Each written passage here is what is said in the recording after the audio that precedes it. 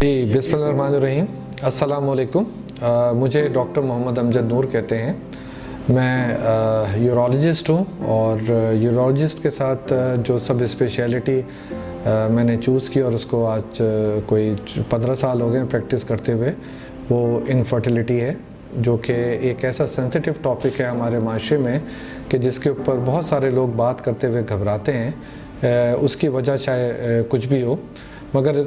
जिस तरह और बीमारियों के मुतल्लिक हम बहुत ज़्यादा ओपन होते हैं अपने घर में, अपने डॉक्टर के साथ और आपस में, तो मेरे हिसाब से इस प्रॉब्लम के हवाले से भी हमें बहुत ज़्यादा ओपन होना चाहिए, क्योंकि जब चीज़ें खुल के सामने आती हैं तो इसका इलाज कुछ आसान हो जाता है। जहाँ तक हम इनफर्टिलिटी की बात करें तो ये पहले कहना चाहिए कि जब तक कोई अवेयरनेस, अब तो मीडिया की वजह से और बहुत सारी दूसरी चीज़ों की वजह से अवेयरनेस बढ़ती चली जा रही है, मगर शुरू के बहुत अरसे तक ये लोगों के जहन में ख्याल था कि बच्चे नहीं हो रहे तो उसका सारा दारोमदार औरत के ऊपर है। मगर अब जिस तरह वक्त के साथ साथ चीज़ें क्लियर होती चली गई हैं, तो उसके अंदर अगर कोई बच्चा नहीं हो रहा तो उसके अंदर मर्द और औरत दोनों के अंदर कोई भी वजूहात हो सकती हैं जिसकी वजह से ये प्रॉब्लम उस कपल को फेस करनी पड़ती है। और जहाँ तक औरत का इन्वेस्टिगेशन या उसका मुआयना और उसकी मुआयने से रिलेटेड जितनी भी चीज़ें वो होनी चाहिए, इसी तरीके से मर्द का भी बहुत ज़रूरी है। और हमें एज ए डॉक्टर या एज ए सिविल सोसाइटी इस चीज़ को प्रोवोक करना चाहिए, इस चीज़ को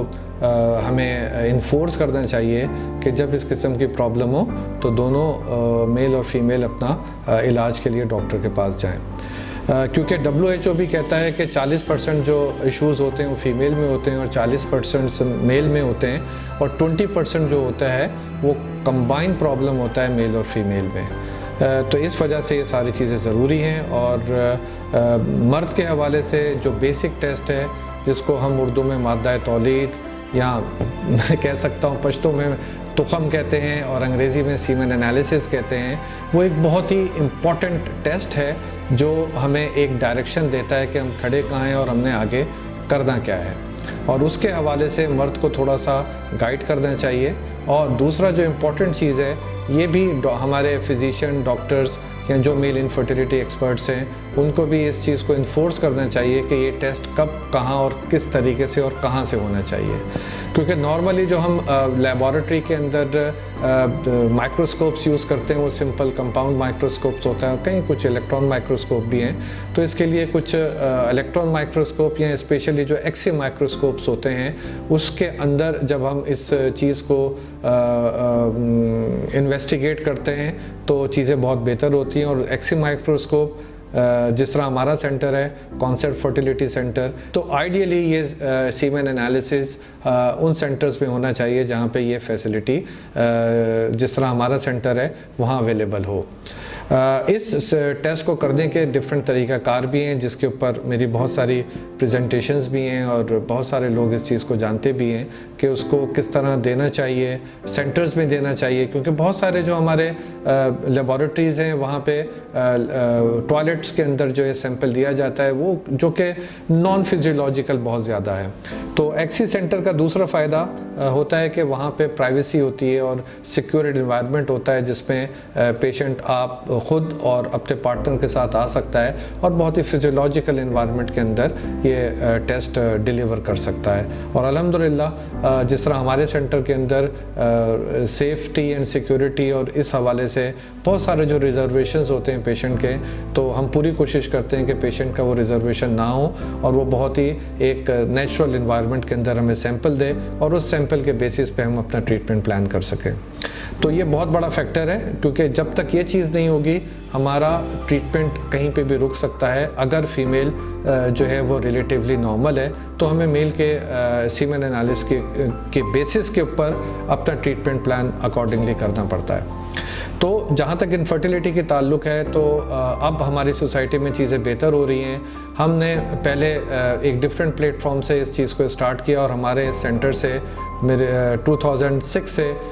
कराची सेंटर के अंदर प्रोवाइड कर रहे हैं। और क्योंकि इस फील्ड के अंदर सबसे बड़ा मसला सिर्फ ये है कि जो टेबल के उस तरफ कपल बैठा हुआ होता है उसके जहन में बहुत सारी क्वेरीज होती हैं। और अगर हम IVF XC की कोई बात करते हैं तो उसके जहन में होता है कि पता नहीं यार ये कौन सी एक मर्रिख की मखलूक है जो आके टेस्ट करेगी।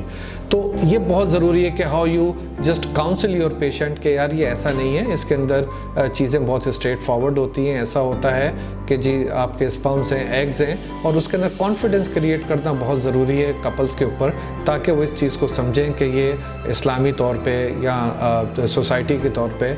ये चीज़ एक काबिले यानी इस तरीके से हम कर सकते हैं कि ये इलाज काबिले इलाज जिसको कहना चाहिए कि काबिले इलाज मर्ज़ है, और इसको एक प्रॉपर तरीके से हम उसको अवेल कर सकते हैं। तो इसके लिए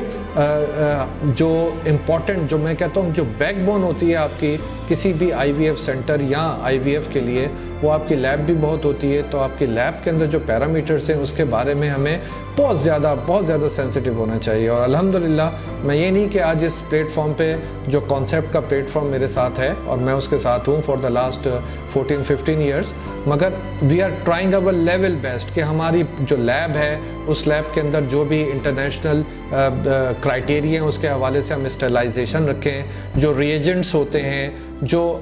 इंस्ट्रूमेंट्स होते हैं, जो और सारी चीज़ें जो इससे रिलेटेड होती हैं उसको हम अप टू द मार्क रखें कि जो दुनिया में इस टाइम जो बेहतरीन सेंटर्स हैं जिस लेवल पे काम कर रहे हैं, तो हमारी पूरी कोशिश है कि हम उस लेवल पे जाएं और उस तरीके से अपनी कोशिश करें। हकीकत है करने वाली ज़ात अल्लाह ताला की है, मगर अल्लाह ताला भी फरमाता है कि कम से कम अपने तरीके को, अपने रास्ते को और अपने तरीक़ाकार को उस तरह करो कि जिस तरह जो नॉलेज तुम्हें अता की गई है। तो इसके हवाले से हमें जो फैसिलिटेशन है, जो हमारा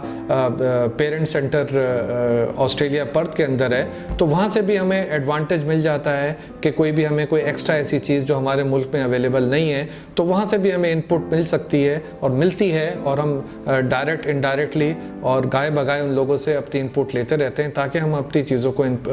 बेहतर करते रहें। और जिस तरह कहा जाता है कि सीखने का अमल कभी भी ख़त्म नहीं होता। इंसान सोचे कि मैं जो हूँ टॉप ऑफ द लाइन हूँ और मैं जो जी सारी चीज़ें कर रहा हूँ, तो it is not like that. तो आप किसी से भी कहीं पे भी कोई चीज़ आपको मशवरा करना चाहिए, और मशवरे में अल्लाह ताला ने बरकत रखी है, तो इस मशवरे को आगे बढ़ना चाहिए। और अल्हम्दुलिल्लाह we have got this opportunity कि हमें हमारे पेरेंट सेंटर से बहुत ज़्यादा जो है वो फैसिलिटेशन मिलती है, और हम उसी को चीज़ों को लेके आगे बढ़ते हैं और कोशिश करते हैं अपनी तरफ से कि जो हमारा कपल एक नाउमीदी की सौर पे आया, और जिस तरह कहते हैं कि जी बच्चा दुनिया की सबसे खूबसूरत चीज़ है, और एक बहुत ओल्ड सेइंग है कि every woman in this world wants a child at the cost of her beauty. तो जब वो इस इमोशंस के साथ आता है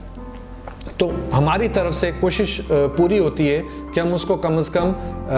उसकी काउंसलिंग और वो ट्रीटमेंट प्रोवाइड कर सकें कि जो एक आम आदमी के दस्तरस में है, और बेहतर और बेहतरीन जो है वो ट्रीटमेंट हम उसको प्रोवाइड कर सकें जो दुनिया में अवेलेबल है।